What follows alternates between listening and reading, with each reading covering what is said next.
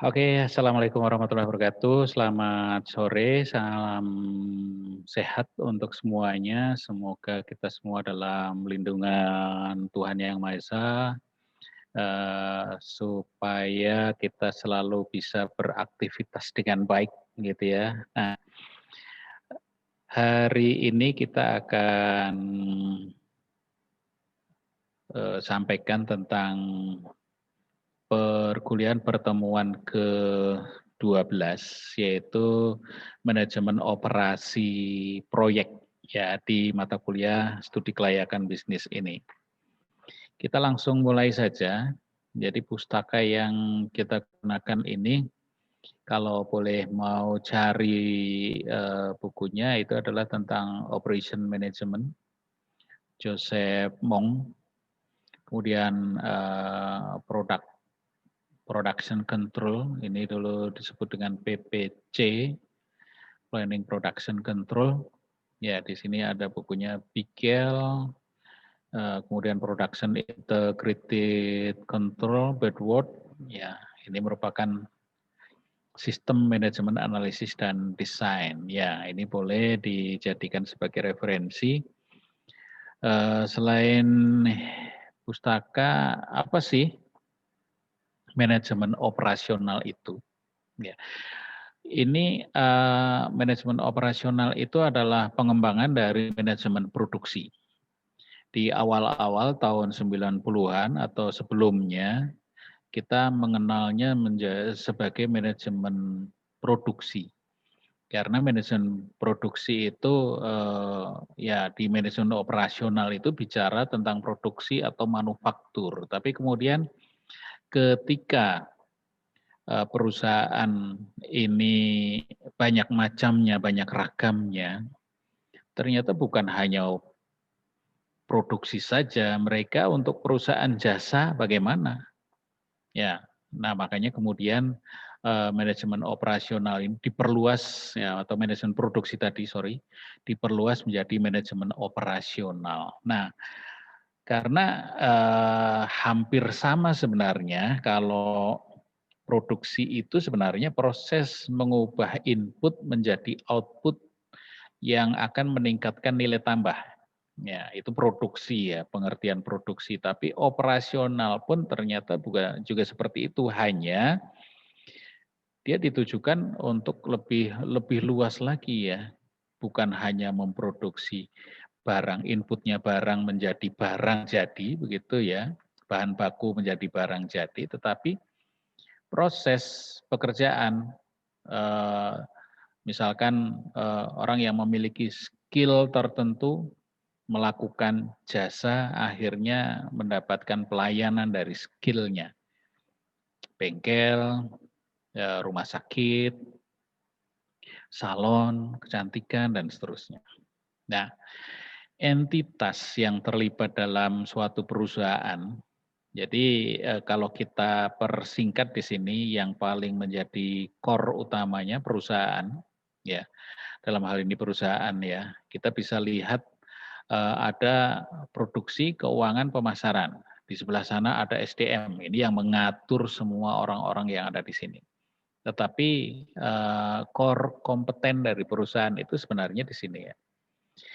Ada manajer produksi, bagian produksi, atau presiden direktur produksi. Jarang ya presiden direktur, paling direktur produksi perusahaan. Kalau presiden direktur ya yang memegang perusahaan itu. Nah, kita lihat produksi itu sendiri merupakan kegiatan transformasi untuk menaikkan nilai tambah. Bukan sekedar menaikkan, ya, transformasi untuk meningkatkan nilai tambah. Jadi intinya adalah ada input, kemudian di situ ada proses transformasi menghasilkan output. Ya. Proses transformasi ini adalah proses menaikkan nilai tambah. Jadi kalau input transformasi output itu bisa barang, bisa jasa, yang tentu saja akan melayani konsumen. Nah, proses produksinya misalkan kita lihat dari benang atau kain, akan menjadi baju. Itu ada di mana? Ada di perusahaan apa? Ya, bukan hanya sekedar tukang jahit, tapi perusahaan yang lebih besar begitu ya. Kemudian ada kedelai, kemudian melalui proses produksi akan menjadi tempe, akan menjadi tahu, akan menjadi apa lagi. Kemudian orang sakit mendapat perawatan menjadi sehat. Nah, ini adalah merupakan suatu proses-proses produksi. Jadi kegiatan produksi itu ada di mana-mana. Itu tadi kita lihat di proses produksi. Sedangkan proses keuangan, manajer keuangan itu adalah mereka akan mencari sumber-sumber dana atau pembiayaan. Yang pertama itu ya sumber dana, keuangan yang dibutuhkan untuk usaha itu jalan. Ya, setelah itu alokasi dana sesuai dengan kegiatan atau budgeting. Ya, maksudnya ada rencana kegiatan, ada penganggaran, ya, dialokasikan, dijalankan begitu ya. Setelah sumbernya didapat, kemudian dijalankan, kemudian mengawasi penggunaan dana, accounting and control. Nah, ini di proses accounting and control itu kan ada proses-proses pencatatan transaksi, pencatatan aset, dan seterusnya yang ini akan dikendalikan juga oleh mereka. Nah, ini di proses-proses keuangan ya. Selanjutnya, perbedaan sistem produksi dalam menghasilkan output barang dan jasa. Jika ditinjau dari segi produsen, ya ini ditinjau dari segi produsen ya. Nanti ini ada output, kemudian ada barang, ada jasa, kemudian konsumen. Ya, untuk barang itu tidak ada kontak langsung antara produsen dengan konsumen. Itu untuk memproduksi barang. Ya, untuk memproduksi barang itu konsumen nggak mau tahu, atau produsen juga tidak akan mau tahu. Tetapi di masa yang akan datang, produsen akan sangat memperhatikan kebutuhan konsumen apa dan bagaimana memuaskan kebutuhan konsumen. Ya, meskipun akan berbeda dengan jasa. Kalau jasa itu memang konsumen itulah yang akan dilayani oleh produsen. Selanjutnya, ya ini produksi barang atau manufaktur ya. Bentuk nyata tanpa konsumen, ya barang dapat diproduksi. Soal laku atau tidak itu masalah lain. Ya. Tidak perlu ada kontak antara produsen dan konsumen. Ini cerita lama, begitu ya. Ini cerita lama. Tapi perusahaan sekarang tidak begini cara kerjanya. Konsumen itu sangat penting. Makanya diperhatikan tentang apa sih yang disukai, yang diminati konsumen, bagaimana memuaskan konsumen itu yang akan sangat diperhatikan. Ini udah cerita lama, tidak berlaku zaman sekarang. Nah, di sini apa yang terjadi antara barang dan jasa ya? Untuk barang yang penting adalah barangnya. Ini merupakan tujuan akhir. Ada orang yang mempunyai pendapat seperti itu. Yang penting adalah barangnya. Tapi untuk jasa yang penting adalah servis atau pelayanan, dan pelayanan merupakan tujuan akhir sehingga tingkat pelayanan merupakan hal yang pokok karena kontak langsung dengan konsumen tinggi. Iya jasa. Anda di perusahaan transportasi barangkali ya, perusahaan transportasi ya ada kontak langsung dengan konsumen. Dan kalau misalkan pelayanannya kurang bagus, konsumen akan memberi respon secara langsung. Ya. Sedangkan barang ini akan berbeda. Nah, produktivitas dan kualitas bisa diukur secara kuantitatif, mempunyai standarisasi mutu. Ini kalau barang sih bisa diukur secara kuantitatif, artinya terukur dengan ya nilai-nilai tertentu. Sedangkan di jasa lebih sulit mengukur kualitasnya karena banyak hal yang bersifat kualitatif dan tidak rasional. mutu sulit distandardisasi. Tetapi jangan salah juga bahwa sekarang bagaimana mendekatkan standarisasi layanan. Layanan yang bermutu itu layanan yang sudah bisa didefinisikan dengan jelas. Kemudian ada standar mutu layanan. Nah, ini udah penting. Ya, ini pendapat lama saja ini ya. Kalau yang baru sekarang kan kualitas pelayanan, Anda lihat kualitas pelayanan di perbankan, ada yang kerja di perbankan. Sekarang itu sudah sangat berbeda dengan masa-masa lalu. Ya, perbankan dibandingkan dengan kantor kelurahan, Anda masuk kantor kelurahan dicuekin aja. Mau ngurus apa terserah, yang penting karyawan di sana itu akan kerja, kelihatan kerja, sibuk begitu ya. Tapi ketika di perbankan Anda masuk saja sudah disapa. Pertama oleh satpam, "Ada yang bisa dibantu, Bu?" Mau mau apa itu pasti akan ditanya, transfer atau ke pembukaan rekening dan seterusnya. Mempunyai persediaan produk akhir ya untuk barang seperti itu. Untuk jasa tidak mempunyai persediaan produk akhir, namun hanya mampu membuat persediaan untuk fasilitas. Ya, persediaan untuk fasilitas, artinya ini kita siapkan nanti ya untuk, melayani konsumen kita. Jadi ada kursinya di sini, tempat tunggunya di sini, ini ruang pelayanannya, AC-nya, ya dan sebagainya. Sedangkan di barang juga terjadi transformasi fisik, kimiawi, alami. Sedangkan di jasa tidak terjadi transformasi fisik, kimiawi, alami, tetapi yang ada adalah proses pertambahan nilai tadi ya. Ya, pelayanan itu sendiri adalah proses produksinya untuk di perusahaan jasa. Ya, proses transformasi itu ada 3 macam. Transformasi jasa, tidak terjadi perubahan kimiawi, fisikawi, alami, tetapi ada pertambahan nilai. Oke, yang pertama ya, jasa. Kemudian transformasi proses, terjadi transformasi kimiawi, fisikawi, alamiah. Ya, contoh industri kimia, petrokimia.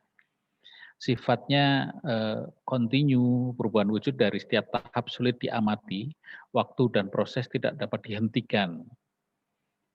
Itu secara kontinu ya. Itu untuk mass production. Kita lihat produksi dengan ban berjalan begitu ya, atau dengan robotik, itu untuk menangani masalah mass production. Ya.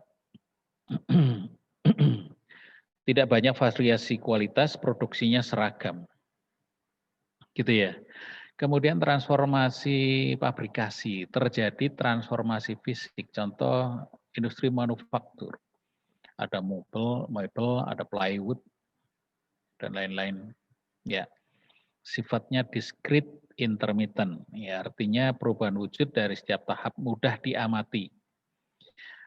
Ini bisa bentuknya mass production, bisa juga job order atau project. Artinya job order itu tergantung ordernya. Ya kan kalau mebel, perusahaan mebel ada yang memproduksi mebel-mebel standar. Kursi, lemari, ya tempat tidur gitu ya. Itu standar ada, tapi ada dia juga selain itu melayani juga pesanan. Ya, ada juga yang melayani partai besar dan seterusnya. Ya, kemudian faktor-faktor produksi sebenarnya ini waktu SMP, SMA gitu ya sudah sering kita dengar ya. Ada 5M. Man, money, material, method, mesin. Ya, method itu bisa kadang disebut sebagai manajemen.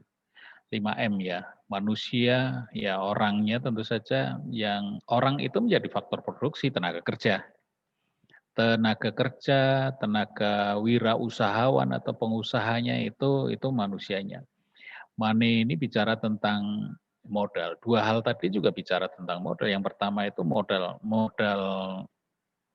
skill, kemudian modal goodwill itu bisa diartikan sebagai modal. Sedangkan money itu sendiri juga kadang bisa berarti modal. Ya.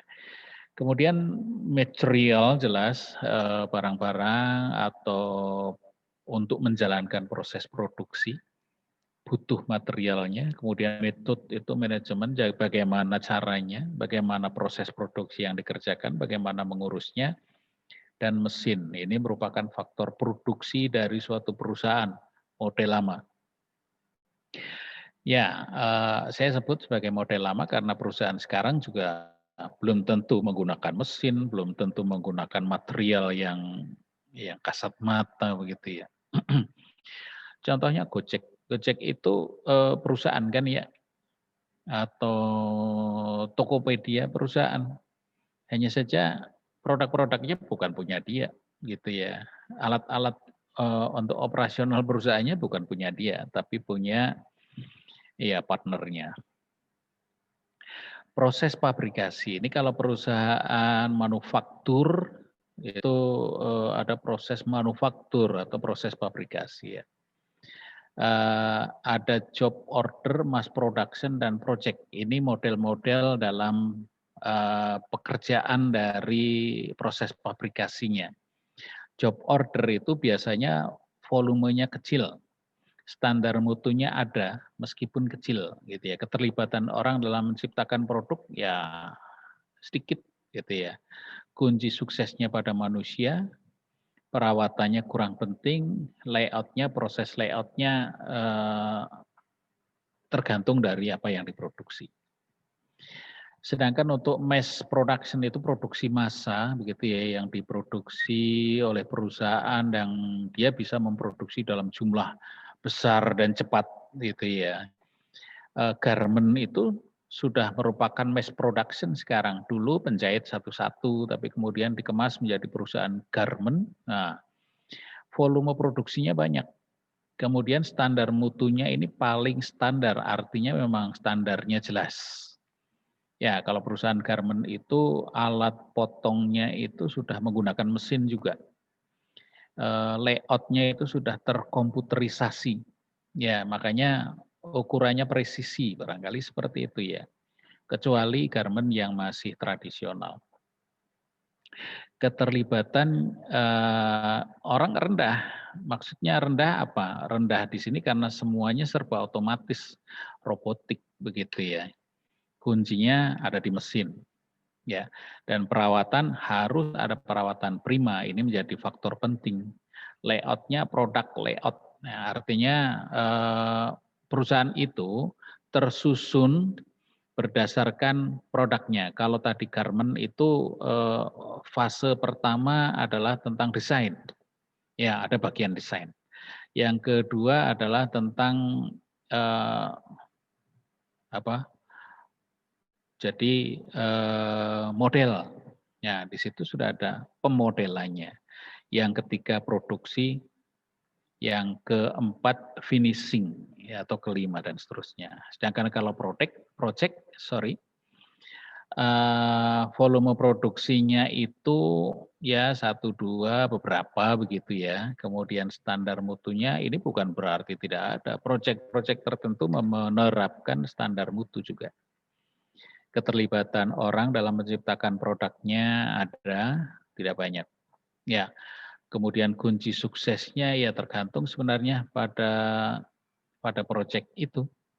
Perawatannya ya tergantung dari proyeknya tentu saja ya, dan layoutnya fix layout. Kadang pemegang proyek itu orang-orang tertentu yang menguasai metode-metode tertentu.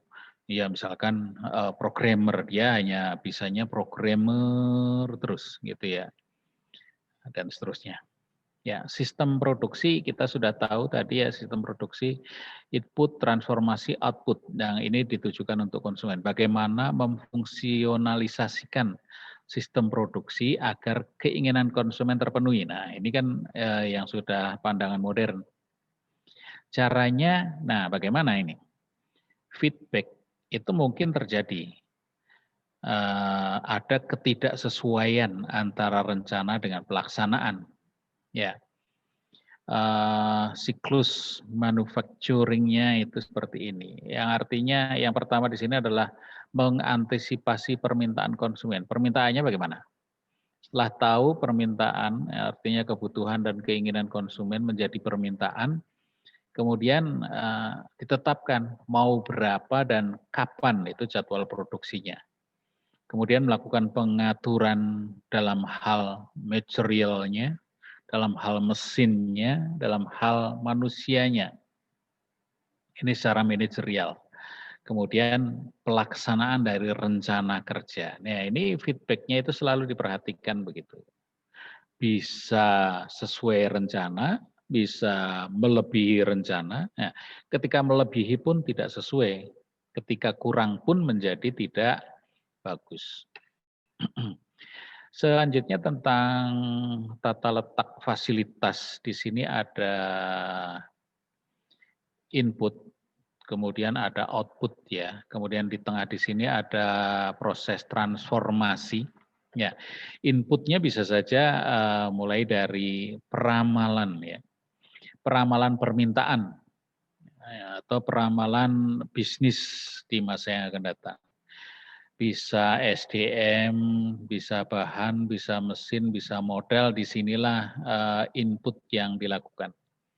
Nah, prosesnya pengendalian produksi, perencanaan agregat dan penjadwalan produksi, perencanaan secara keseluruhan maksudnya dan penjadwalan produksi. Di sini ada perencanaan bahan dan kapasitas, kemudian ada penjadwalan dan pengendalian. Ini analisa proses dan produk. Ya, di dalamnya juga ada perawatan. Nah, setelah selesai barang dan jasa, ini menjadi output. Dalam proses input dan output ini akan terkait, terikat antara pengendalian suatu kegiatan. Ya, bagaimana tentang persediaan, bagaimana pengendalian mutunya, bagaimana pengendalian biayanya. Ya, ini juga ada faktor lingkungan, artinya memang apakah lingkungan itu berpengaruh begitu ya terhadap kegiatan produksi. Makanya kemudian kalau pabrik itu pabrik yang menimbulkan kebisingan, maka dia akan ada di daerah yang di luar komunitas penduduk. Selanjutnya, terima kasih atas perhatiannya. Sudah selesai. Ini kita tadi bicara tentang proses, ya intinya sih dalam proses ini yang paling penting adalah transformasi input, transformasi output ya gitu ya, yang pola lama perusahaan itu tidak memperhatikan tentang konsumen, yang penting bisa memproduksi berapapun dan bagaimana, ini terserah laku atau tidak terserah nanti, tapi perusahaan sekarang sudah harus smart. Ya, oke, terima kasih. Inilah bahan-bahan kita tentang manajemen operasi proyek yang nanti cukup sebagai bahan dalam penyusunan proposal Anda, mudah-mudahan seperti itu ya. Terima kasih atas perhatiannya, sampai jumpa di kesempatan yang lain. Nanti akan saya sampaikan video-video yang lain juga. Mudah-mudahan kita bisa menyelesaikan kuliah studi kelayakan bisnis ini dengan baik. Ya, saya akhiri. Assalamualaikum warahmatullahi wabarakatuh. Selamat sore, selamat beraktivitas kembali. Ya, terima kasih.